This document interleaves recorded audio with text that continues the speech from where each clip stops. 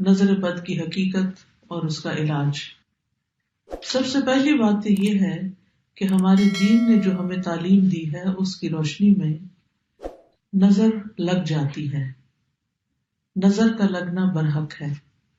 نبی صلی اللہ علیہ وسلم نے فرمایا العین حق، نظر لگنا حق ہے، برحق ہے، یعنی ایک ایسی حقیقت ہے جو ثابت شدہ ہے، یعنی نظر کے اثرات ہوتے ہیں اور اس میں کوئی شک کی بات نہیں یا اس کا انکار نہیں کیا جا سکتا۔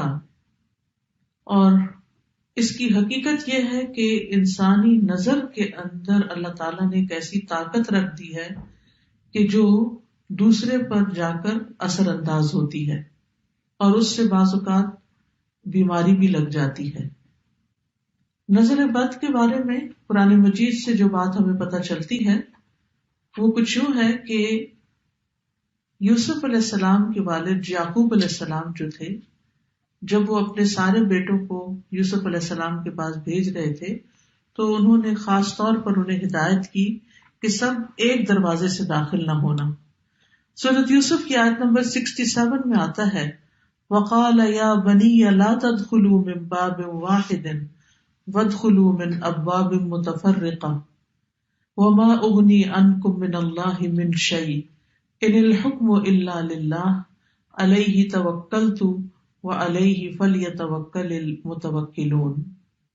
یعقوب علیہ السلام نے کہا اے میرے بیٹو، ایک دروازے سے داخل نہ ہونا اور الگ الگ دروازوں سے داخل ہونا، اور میں تم سے اللہ کی طرف سے آنے والی کوئی چیز ہٹا نہیں سکتا، یعنی اگر تمہیں نظر لگ گئی تو میں تمہیں کچھ کام نہیں آ سکتا۔ حکم اللہ کے سوا کسی کا نہیں، اسی پر میں نے بھروسہ کیا اور اسی پر لازم ہے کہ بھروسہ کرنے والے بھروسہ کریں۔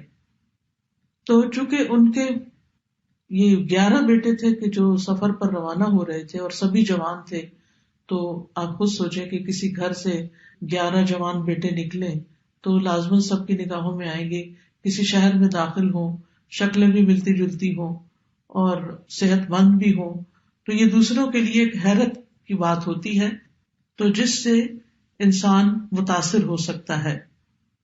نظر جو ہے اللہ کی تقدیر اور قضاء و قدر کے ساتھ کبھی کبھی قتل بھی کر دیتی ہے، کبھی بیمار کر دیتی ہے، کبھی دہشت زدہ کر دیتی ہے، کبھی کمزور کر دیتی ہے، کبھی کوئی چیز جلا دیتی ہے۔ تو ایسا کیسے ہوتا ہے؟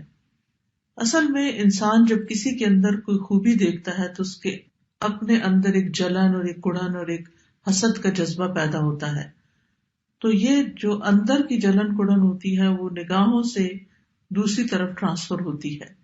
جیسے کسی کے ساتھ محبت ہو تو وہ محبت بھی نگاہوں سے پتہ چلتی ہے، نفرت ہو تو وہ نفرت بھی۔ اسی طرح بچوں کو ڈراتے دھمکاتے ہیں تو بعض اوقات منہ سے کچھ نہیں بولتے، صرف آنکھیں دکھاتے ہیں، تو اس سے وہ بچے سمجھ جاتے ہیں، حالانکہ کیا آنکھ ہی ہے نا، کچھ کر تو نہیں رہی ہوتی، لیکن آنکھ کے اندر سے نکلنے والے جو اثرات ہوتے ہیں وہ دوسرے کے اوپر جا کر اثر کرتے ہیں۔ حدیث میں آتا ہے رسول اللہ صلی اللہ علیہ وسلم نے فرمایا اللہ کی قضاء و قدر کے بعد نظر بد ہی میری امت کے اکثر لوگوں کی موت کا سبب بنتی ہے، یعنی نظر لگتی ہے، بیمار ہوتے ہیں، مر جاتے ہیں، جانوروں کی موت کا باعث بھی بنتی ہے۔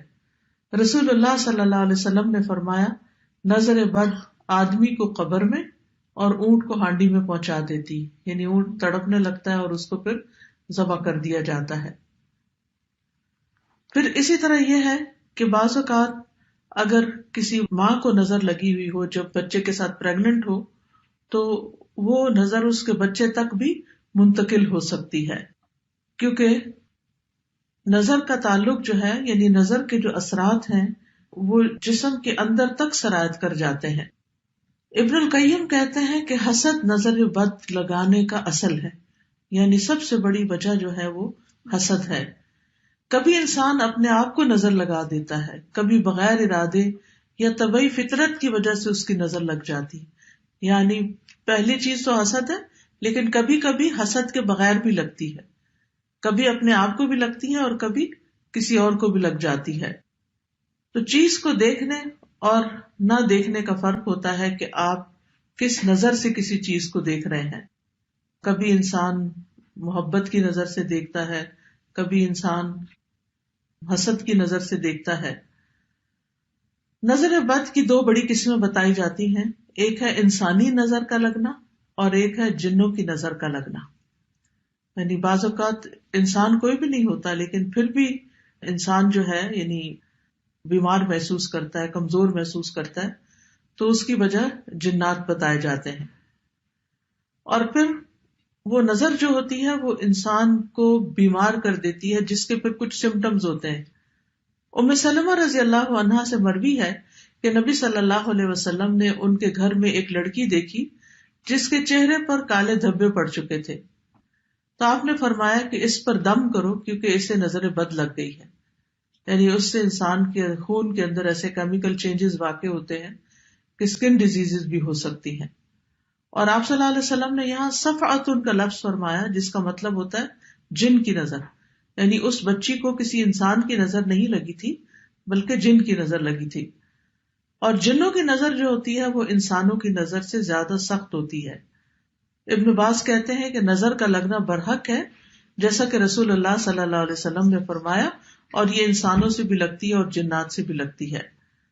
ابو سعید کہتے ہیں کہ رسول اللہ صلی اللہ علیہ وسلم جنوں اور انسانوں کی نظر بد سے پناہ مانگا کرتے تھے، یہاں تک کہ معوذتین نازل ہوئی، قل اعوذ برب الفلق قل اعوذ برب الناس. جب یہ نازل ہوئی تو آپ نے یہ پڑھنی شروع کر دی اور باقی چیزیں چھوڑ دی. تو اس کے لیے بہتر یہی ہے کہ انسان ہر نماز کے بعد معوذتین پڑھے، کیونکہ یہ ایک طرح کا دم ہوتا ہے، یعنی معوذتین کا پڑھنا. تاثیر کے اعتبار سے نظر کی کچھ اقسام ہیں. ایک ہے العین المعجبہ، خوشی یا تعجب والی نظر، حیران ہو کے کسی چیز کو دیکھنا، خوش ہو کے کسی چیز کو دیکھنا. تو یہ بھی دوسرے کو بعض اوقات لگ جاتی ہے اگر انسان ساتھ برکت کی دعا نہ دے. اسی لیے جب آپ کسی دلہن کو دیکھیں تو ماشاء اللہ بارک اللہ فی، اللہ برکتیں دے، دعائیں کریں، عید مبارک. کیوں کہتے ہیں؟ کیونکہ جب دیکھتے ہیں کہ اچھے کپڑوں میں ہے انسان، اچھا حال حلیہ ہے، تو دوسرے کو فوراً مبارک دی جاتی ہے تاکہ وہ انسان کے شر سے محفوظ رہے.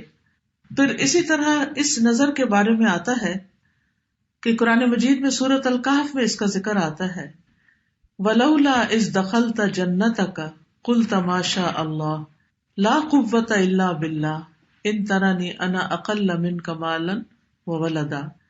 اور جب تو اپنے باغ میں داخل ہوا تو تو نے کیوں نہ کہا کہ جو اللہ نے چاہا، ماشاء اللہ لا حول ولا قوت الا باللہ.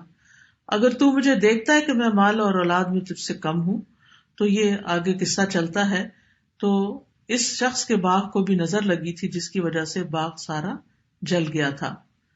پھر اسی طرح محبت کرنے والے کی نظر لگنا، کیونکہ جو شخص کسی سے محبت کرتا ہے وہ اس کو بہت گہری نظر سے دیکھتا ہے. ابن حجر رحمت اللہ علیہ کہتے ہیں نظر کبھی خوشی اور تعجب کی صورت میں بھی لگ جاتی ہے، اگرچہ وہ حسد کے بغیر ہی ہو، اور اگرچہ وہ کسی محبت کرنے والے کی طرف سے ہو، اور اگرچہ وہ نیک آدمی کی طرف سے ہی ہو، یعنی نیک آدمی کی بھی لگ جاتی ہے. اور اگر کسی آدمی کو کوئی چیز اچھی لگے تو اس کو فوراً اس چیز کے لیے برکت کی دعا کرنی چاہیے جو اس کو اچھی لگی ہے، تو یہ اس کی طرف سے دم ہی ہو جائے گا. یعنی وہ دم بارک اللہ فیک کہنا جو ہے، اللہ کا نام لینا، ماشاء اللہ کہنا، یہ ایک طرح سے آپ دوسرے پہ دم کر رہے ہوتے ہیں، اور اس طرح دوسرا شخص شر سے محفوظ رہتا ہے. پھر ہے حسد کرنے والی نظر. قرآن مجید میں حسد کے بارے میں بھی آتا ہے، اور یہ نظر خبیث نفس سے نکلتی ہے، اور یہ شخص دوسرے کی نعمت کو ختم کرنا چاہتا ہے. وہ ایسی نگاہ سے، جیسے کہتے ہیں نا کھا جانے والی نگاہ سے دیکھتا ہے چیزوں کو، کہ جس سے اس کا مقصد یہ ہوتا ہے کہ اس شخص کو جو نعمت ملی ہے یہ اس سے دور چلی جائے. پھر اسی طرح بیمار کر دینے والی نظر، یہ وہ نظر ہے جو بیماری کی تاثیر کے ساتھ اثر انداز ہوتی ہے، اور اس کے نتیجے میں مختلف طرح کی بیماریاں لگ جاتی ہیں. ابو ذر رضی اللہ عنہ کہتے ہیں کہ رسول اللہ صلی اللہ علیہ وسلم نے فرمایا، بے شک نظر بد آدمی کو اللہ کے حکم سے دیوانہ کر دیتی، یعنی اگر اللہ کا اذن ہو جائے، جیسے اور جسمانی بیماریاں ہوتی ہیں تو وہ بعض جو ہے وہ ایک سے دوسرے، دوسرے سے تیسرے میں ٹرانسفر ہوتی رہتی ہیں اللہ کے اذن سے، تو اسی طرح یہ نظر بھی اور اس قسم کی بھی تکلیف دہ چیزیں جو ہیں وہ دوسرے تک پہنچتی ہیں.